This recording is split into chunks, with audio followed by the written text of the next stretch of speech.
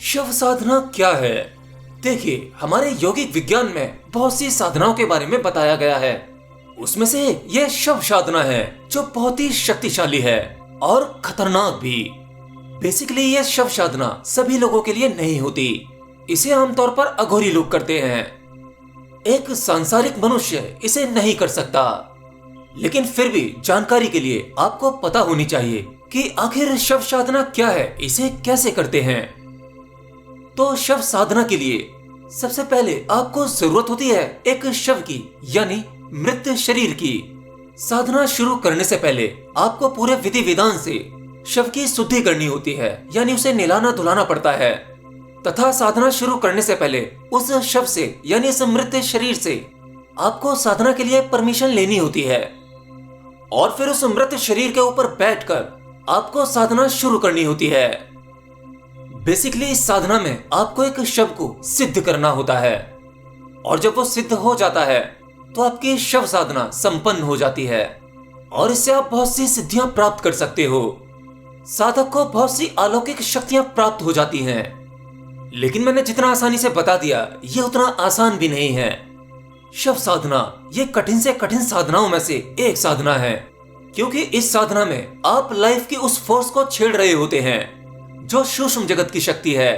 आमतौर पर हमारे इस फिजिकल वर्ल्ड में, इस भौतिक संसार में बहुत सी ऐसी परेशानियां होती हैं जिनसे हम परेशान हो जाते हैं, डरते हैं। आपने देखा होगा, आप भौतिक जगत में बहुत से लोगों से डरते होंगे।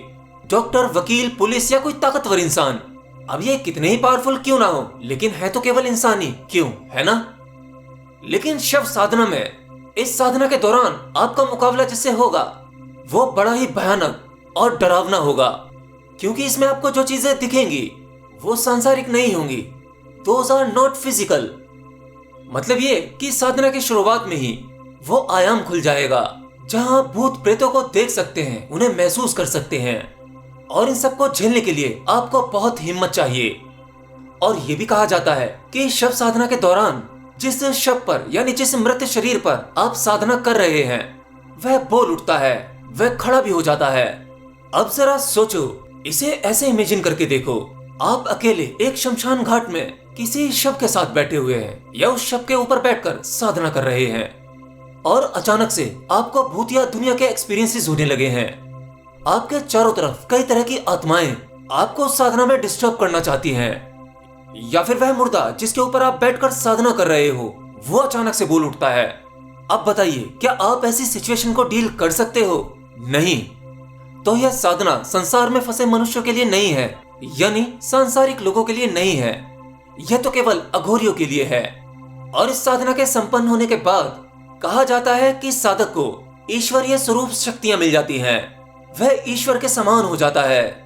बट रिलैक्स, यह साधना भारत में पूरी तरह से कानूनन बैन है। देखिए, ऐसी बहुत सी साधनाएं होती हैं जो बेहद खतरनाक होती हैं, लेकिन वह आपके लिए नहीं होती। एक साधारण इंसान जो समाज में रह रहा है, जिसका परिवार है, वह सांसारिक सभी बंधनों से बंधा हुआ है, वह साधना को नहीं कर सकता।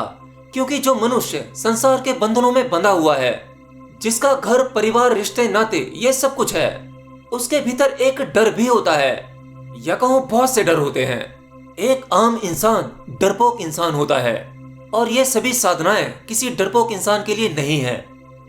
ज्यादातर सिद्धि प्राप्त करने के लिए जो साधनाएं होती हैं, उसके लिए चाहिए कि वह साधक सांसारिक बंधनों से मुक्त हो और साथ ही साथ कुछ पाने की इच्छा उसे भी।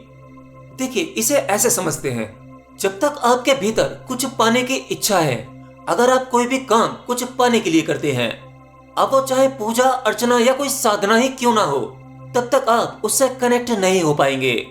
आप तब तक केवल सांसारिक मनुष्य हो। एक सत्य मैं आपको बताता हूँ, अगर आप मंदिर जाते हो, पूजा पाठ करते हो, ईश्वर का ध्यान करते हो, और वहीं दूसरी तरफ आप सांसारिक चीजों में जकड़े हुए हो, तो समझो आपका मंदिर जाना केवल आपके अपने शरीर की एनर्जी को वेस्ट करना है, या फिर आप पुरानी परंपराओं को घसीटे जा रहे हो। क्योंकि आप देख सकते हो, आज लगभग 90% लोग ज्ञान, धर्म, पूजा पाठ जो कर रहे हैं, वो केवल एक दिखावा है। हर पूजा अर्चना के पीछे, हर एक धार्मिक क्रिया के पीछे उनका एक लालच होता है, एक इच्छा होती है, कोई ना कोई मांग होती है। वह छोटी से छोटी और बड़ी से बड़ी हो सकती है। या फिर केवल अहंकार की संतुष्टि के लिए हो सकती है। असली साधक तो वही होता है जो धीरे धीरे सभी इच्छाओं से मुक्त होता चला जाए। इस संसार की किसी भी हलचल से उसे कोई फर्क ना पड़ता हो। लेकिन आजकल हम क्या देखते हैं, किसी के नंबर्स कम आते हैं तो उसकी पूरी दुनिया हिल जाती है, वह जीना ही नहीं चाहता।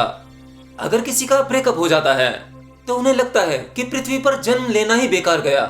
आपको उस एक इंसान के बिना जीना असंभव सा लगता है। आपको अपनी फीलिंग भावनाओं पे कंट्रोल नहीं होता। अगर किसी की नौकरी चली जाती है तो उसे लगता है कि उसका जीवन यही खत्म, वह एक झटके में एक मुर्दे की तरह हो जाता है। तो ये सब देखते हुए हम कह सकते हैं कि लगभग आज 90% लोग संसार से और सांसारिक चीजों से पूरी तरह से जकड़े हुए हैं।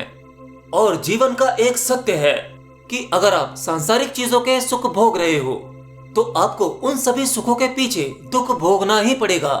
और जैसे ही वो दुख आते हैं आप तुरंत आध्यात्म की तरफ रुख करने लगते हैं। और आपको आध्यात्म में सफलता जब भी मिलती है, मतलब आप आध्यात्म में सक्सेस हो पा रहे हैं या नहीं, यह आप ऐसे जान सकते हैं कि धीरे धीरे आपको ये सांसारिक चीजें बांध नहीं पाती। आप उनसे मुक्त होने लगते हो, आजाद होने लगते हो। आध्यात्म आपको बंधन मुक्त करता है, ना कि बंधनों में बांधता है। अगर एक साधारण इंसान को किसी भी शव के सामने बैठना पड़ जाए तो वह ज्यादा देर उस शव को नहीं देख सकता, क्यों, है ना? उसके भीतर, उसके मन में सब कुछ हिल जाता है, एक सन्नाटा छा जाता है, एक घबराहट, एक डर आ जाता है। आप किसी भी मुर्दे को ज्यादा देर तक नहीं देख सकते, जबकि आपको ये सब कुछ करना चाहिए, क्योंकि एक दिन तो आपको इस सत्य का सामना करना ही पड़ेगा, अपने परिजनों के साथ या फिर अपने खुद के साथ। एनीवे, आज की मेरी कुछ बातें शायद आपको डरावनी लग सकती हैं, लेकिन सत्य अक्सर कड़वा होता है।